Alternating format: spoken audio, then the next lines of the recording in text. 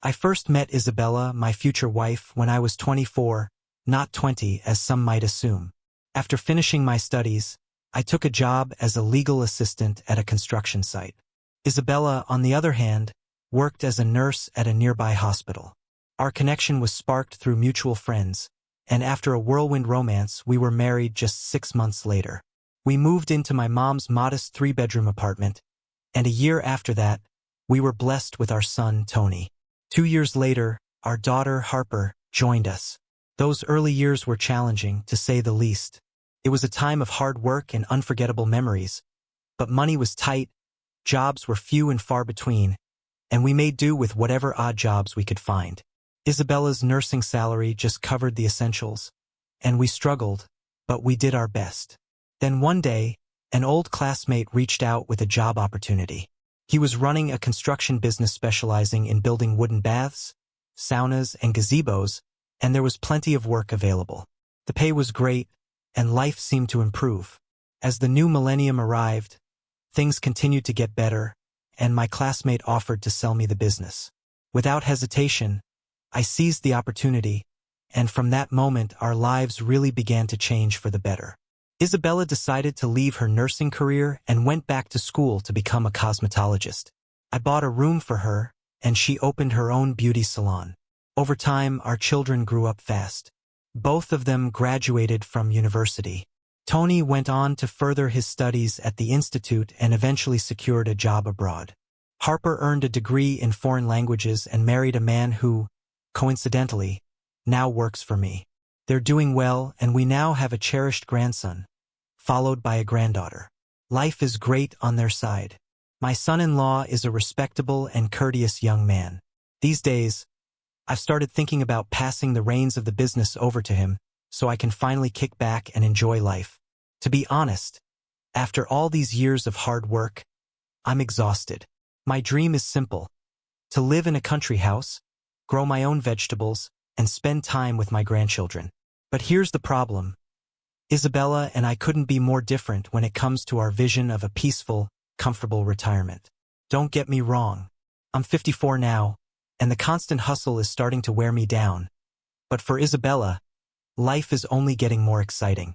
In her 50s, she's completely reinvented herself. I've gone through all the beauty treatments, and frankly, my face doesn't even resemble the one I used to know. But I'm not some grumpy old man. I take care of myself and believe in living a balanced life. Isabella, on the other hand, seems determined to reverse time. She told me she wanted to experience all the things she couldn't afford when she was younger.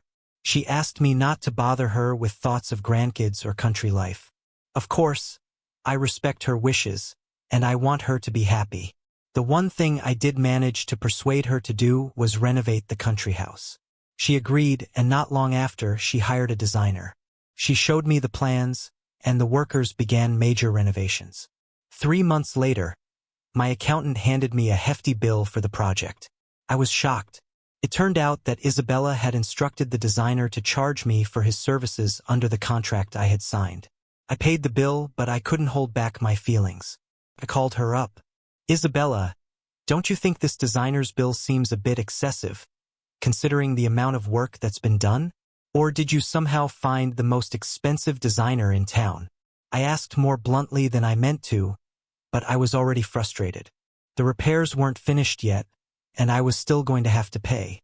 Anyway, he's the best. Isabella shot back, her tone biting. The designer? I couldn't keep the irritation from my voice. You're almost daring me to argue here. I don't like what he did either, and I've already told you that, I said, my frustration rising. It turned out paying for the entire crew was cheaper. Honestly, it's like we're paying him for his looks, not his skills. If you didn't like it, you should have handled it yourself. Isabella snapped back coldly, her words sharp as she hung up. Lately, it felt like we were living in completely different worlds. Isabella was always caught up in something, constantly studying, always preoccupied, while I was left at home with the kids, trying to keep everything together. We had made plans as a family, me, our daughter, and my son-in-law, to spend the summer at the country house. As a final touch, I decided to install a security system to ensure the safety of my loved ones. I found a company, And within days, everything was up and running. Now I could monitor the cameras whenever I wanted, just to make sure everything was secure. One day, out of curiosity, I decided to check the footage. I logged in from my work computer, and what I saw made me freeze. There was Isabella, looking like she was completely in love, spending all her time with the designer, the young, talented man we had hired for the renovations. They were evaluating new work regularly, laughing and talking together, clearly enjoying each other's company. Isabella didn't know I was watching, and that's when it hit me. My wife was playing a dangerous game. The designer was barely in his 30s, half her age. The absurdity of it all made my jaw clench. I couldn't believe what I was seeing. When I spoke to Isabella later, it was a short conversation. Too short. I simply told her I wished her the best in whatever life she chose. She denied it at first, of course. But when I showed her the footage from the cameras, she couldn't hide the truth anymore. "We love each other," she said quietly, almost shamefully. "This is the love of my life." I stared at her, a sinking feeling in my stomach.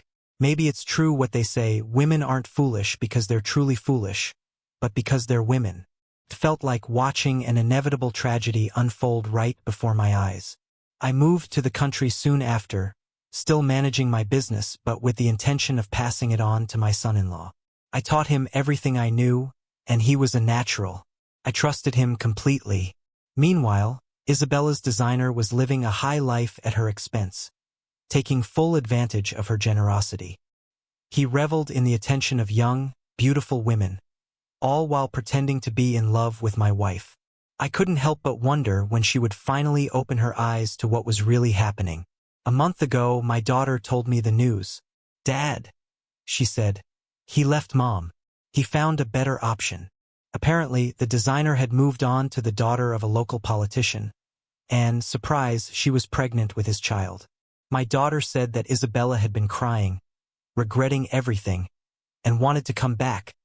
But her pride, her shame, kept her from doing it. Honestly, I didn't care. As for me, I still live outside the city, working at my own pace. I've managed to gradually hand over my business to my son-in-law, who's more than capable of taking over. You know what? I've stopped worrying about it all. The kids may not get along with their mom, but that's their problem, not mine.